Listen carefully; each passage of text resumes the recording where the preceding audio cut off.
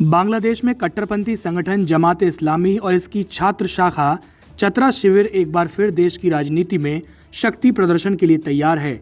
बताया जा रहा है कि बांग्लादेश की सर्वोच्च अदालत ने हाल ही में इन संगठनों का राजनीतिक दर्जा बहाल करते हुए इनके पंजीकरण की अनुमति दे दी है। इसके साथ ही अब ये संगठन आगामी चुनावों में हिस्सा ले सकेंगे, यानी आने वाले चुनावों में चतरा शिविर एक बार फिर ताकत दिखा सकता है।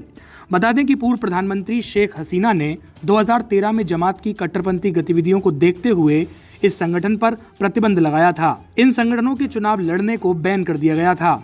हालांकि 2024 में यूनुस सरकार के सत्ता में आने के बाद इन प्रतिबंधों को हटाने की दिशा में कई कदम उठाए गए। जमात अब खुद को रिब्रांड कर नई छवि के साथ जनता के सामने पेश होने की कोशिश कर रहा है। अगर जमात के इतिहास की बात करें तो जमात इस्लामी का अतीत काफी विवादित रहा। 1971 के बांग्लादेश मुक्ति संग्राम के दौरान इस संगठन ने पाकिस्तानी सेना का समर्थन किया था। उस समय जमात के नेताओं पर युद्ध अपराधों जैसे बलात्कार, हत्या और नरसंहार जैसे संगीन आरोप लगे थे। संगठन के एक वरिष्ठ नेता अजहरुल इस्लाम को साल 2014 में मौत की सजा सुनाई गई थी, लेकिन हाल ही में यूनुस सरकार के सत्ता में आने के बाद उसकी सजा पलट दी गई। शेख हसीना के तख्ता पलट के दौरान हिंदुओं के खिलाफ जो हिंसा हुई उसमें भी जमात इस्लामी का योगदान रहा। ऐसा कहा जा रहा है कि जमात इस्लामी का दोबारा उभरना हिंदुस्तान के लिए भी खतरा है। जमात की बांग्लादेशी राजनीति में वापसी भारत के लिए चिंता का विषय बन सकती है।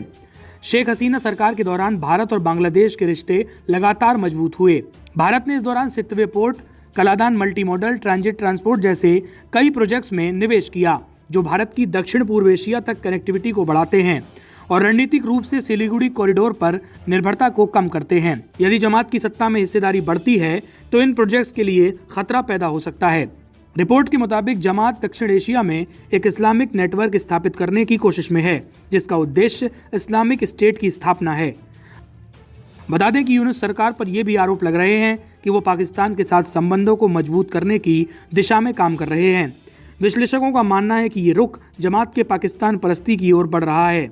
अगर यूनुस सरकार जमात को राजनीतिक संरक्षण देती है तो ये बांग्लादेश को दोबारा पूर्वी पाकिस्तान जैसी स्थिति में ला सकता है। ऐसा माना जा रहा है कि जमात इस्लामी की शक्ति को बढ़ाना और देश में ताकतवर करना बांग्लादेश के लिए तो खतरा है ही, इसके साथ साथ भारत की राजनीति और भारत की सुरक्षा के लिए भी बुरा है।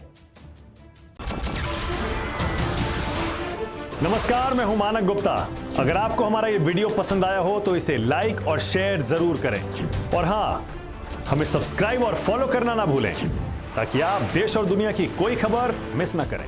तो जुड़े रहिए हमारे साथ और देखते रहिए न्यूज़ 24।